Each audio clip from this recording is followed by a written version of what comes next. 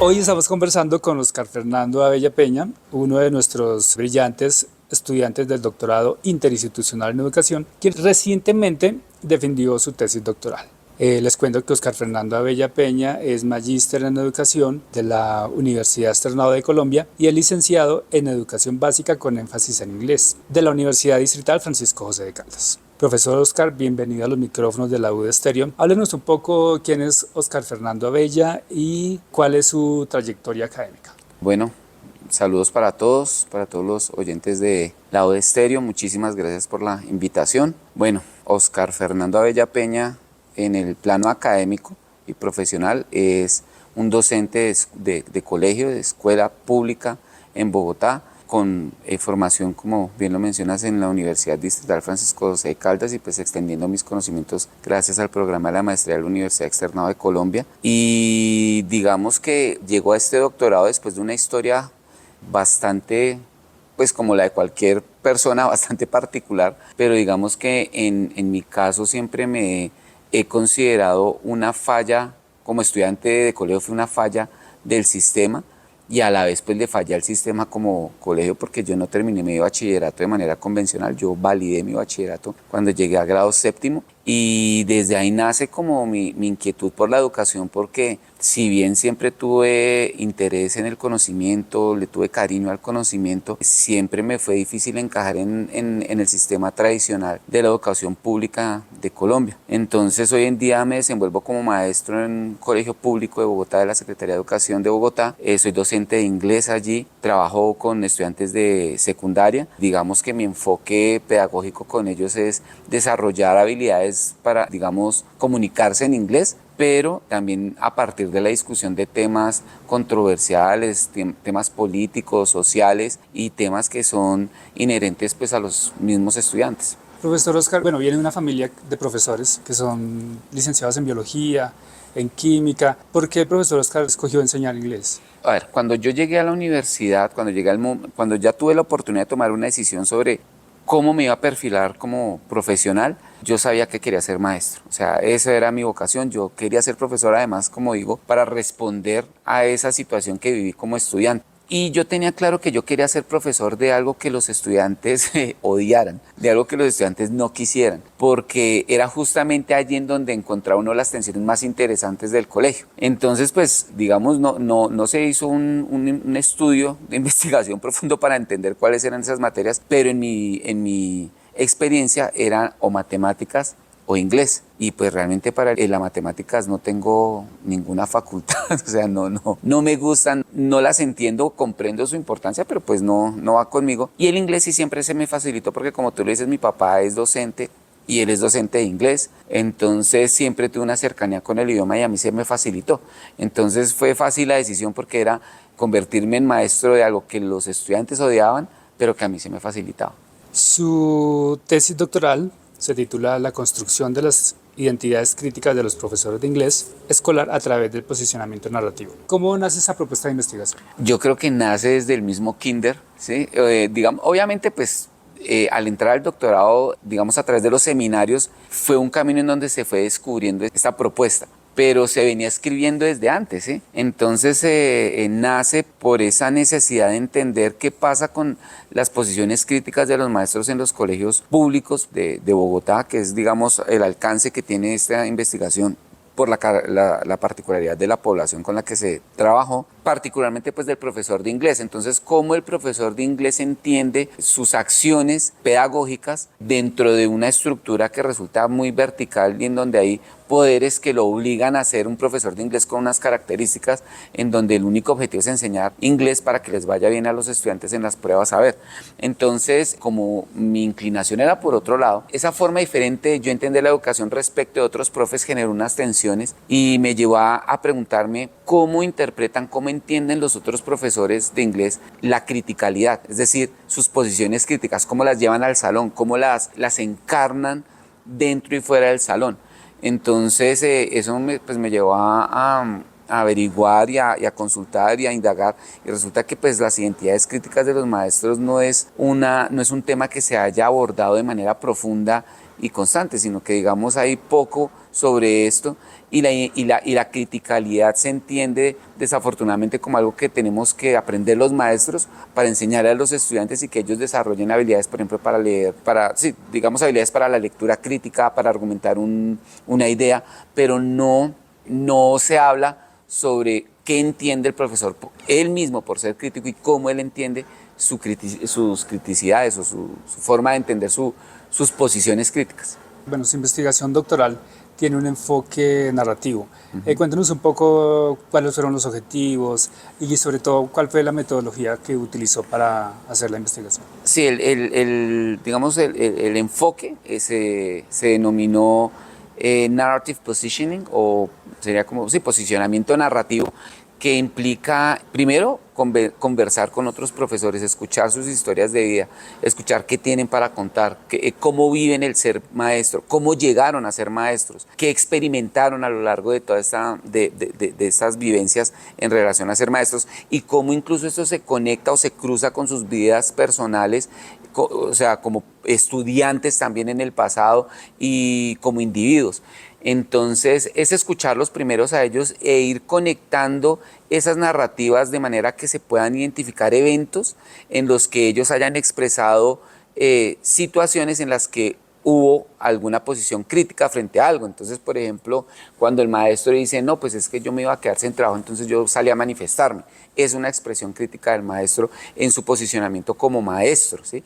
O cuando dice, no, es que yo en el colegio a mí no me gustaba el inglés, sí, porque el profesor me enseñaba de una manera que no me gustaba. Entonces hay una relación de poder estudiante-maestro y es como el participante se posiciona como estudiante dentro de sus narrativas. Entonces lo que busca el posicionamiento narrativo es ver cómo la persona que narra se posiciona a sí mismo dentro de sus narrativas, o sea, dentro de las historias que está contando, cómo se posiciona en relación a las personas con las cuales está hablando e interactuando y cómo se posiciona frente a discursos dominantes, como por ejemplo, digamos, cómo me posiciono yo ya dentro del campo de la enseñanza del inglés, que haría parte de los discursos que van más allá de la interacción aquí entre los participantes y yo. Entonces busca eso y que a través de ese posicionamiento las identidades críticas de los maestros en este caso pues emerjan, nazcan, se evidencien, se puedan ver, se puedan sentir.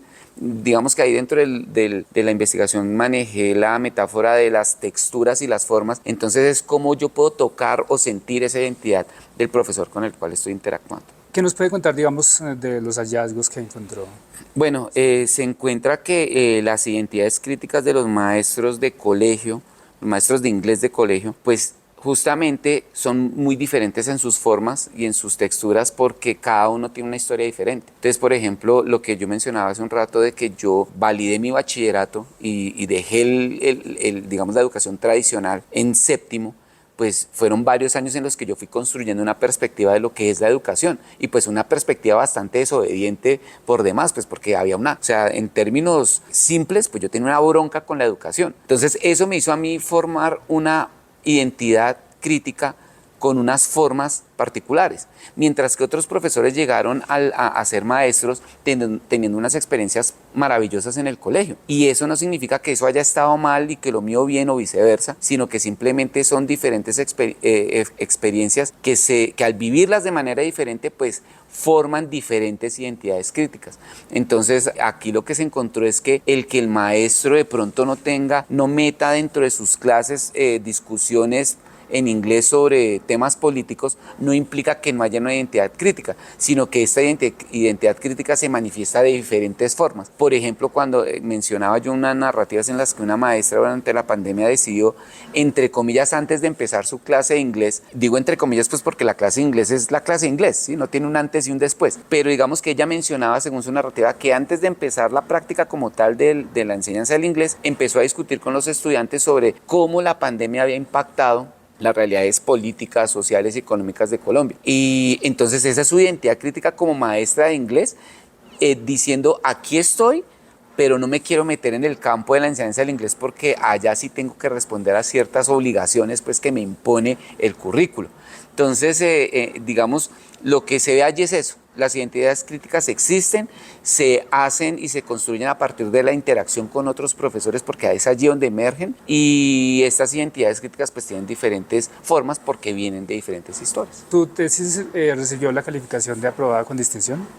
Cuéntenos un poco cómo fue su experiencia en el doctorado interinstitucional en educación y cómo recibe este reconocimiento el día de hoy. Empiezo por lo último, lo recibo pues con mucha humildad primero. Pienso que este doctorado me ha ayudado a mí a entender, a observar mis propias prácticas e incluso a mí mismo desde otra perspectiva, y me hizo dar cuenta de todo lo que ignoraba y eso lo tiene que hacer uno más humilde. Entonces lo recibo con mucha humildad, con mucha felicidad, porque es un trabajo de 5 años constante, fuerte, noches sin dormir. Yo creo que es una de las particularidades que he compartido pues con muchos profesores que también hacen su doctorado y acá con el DIE mencionan lo mismo. O sea, es un esfuerzo fuerte porque el doctorado te exige, pero es una exigencia que al final da frutos, ¿sí? Y satisfacción. Entonces lo recibo como con esa tranquilidad, esa felicidad de un trabajo bien hecho. Y pues el doctorado definitivamente me ayudó justamente a eso, a descubrir el camino que yo tenía que empezar a recorrer. Me enseñó sobre o sea, sin discutir sobre mi identidad crítica, los seminarios me ayudaron a ir resolviendo esa vaina de quién soy yo y cómo son mis posiciones críticas, para poder ahí sí empezar a problematizar las de los demás. Entonces pienso que el doctorado está muy bien organizado, da la oportunidad de que el maestro se exprese a sí mismo, digamos que algo que mis jurados y las personas que han evidenciado mi trabajo en cuanto a este doctorado han dicho que han mencionado cómo hay unos elementos, digamos, particulares en cómo presento los resultados, en cómo fue la recolección de datos, ¿sí?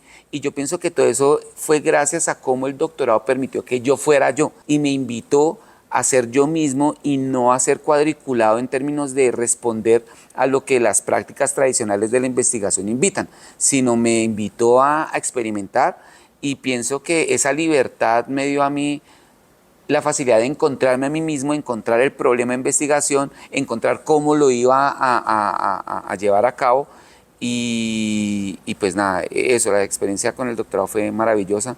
Los profesores de este énfasis contribuyeron cada uno a su manera en la construcción de esto, y pues mi tutora Pilar, que nunca me soltó la mano y que, entendiendo de pronto esa desobediencia mía, en lugar de bloqueármela, me invitó a seguir siendo yo y a conducirla hacia el camino, digamos, hacia el campo de la investigación. Entonces, yo estoy muy agradecido con el doctorado y pienso que es una de las mejores decisiones que he tomado en toda mi vida. Bueno, ya termina su formación doctoral, ya digamos que descansa un poquito. Digamos, ¿qué sigue ahora? ¿Qué otros proyectos académicos o personales piensa dedicarse? Como bien lo dices, a dormir un buen rato. Tengo también que retomar algunas cosas que tienen que ver pues con mi yo, en mi identidad de individuo, la música, unos proyectos que tenía en ese sentido. Y luego de eso quiero retomar el tema de la investigación, quiero profundizar en las identidades críticas, pero entonces ya no solamente el maestro de colegio, sino que hay otros sujetos en el campo educativo que también sería interesante explorar, y en mi caso particular me interesa muchísimo entender la identidad crítica de los estudiantes de colegio, porque ellos son los que de pronto están como más espichados allá al fondo de toda esa verticalidad y son tal vez los que menos voz tienen, y el colegio no existe sin estudiantes. Entonces a mí me gustaría empezar a encaminarme como por ese lado en cuanto a la investigación, y también llevar los resultados de esta investigación pues hasta donde se pueda, para que los maestros y no solamente inglés, porque digamos acá obviamente al estar enmarcado dentro del English Language Teaching, pues digamos tiene uno que hacer mucho énfasis sobre el profesor de inglés. He observado que estas mismas tensiones se dan en maestros de todas las áreas. Entonces llevar estos resultados para que cada maestro también empiece a preguntarse sobre sus identidades críticas y se expanda, digamos, este concepto de profesor de colegio y de sus identidades críticas. Bueno, profesor Oscar Fernando, muchísimas gracias por acompañarnos el día de hoy. Nada, muchas gracias a ustedes por darme el espacio.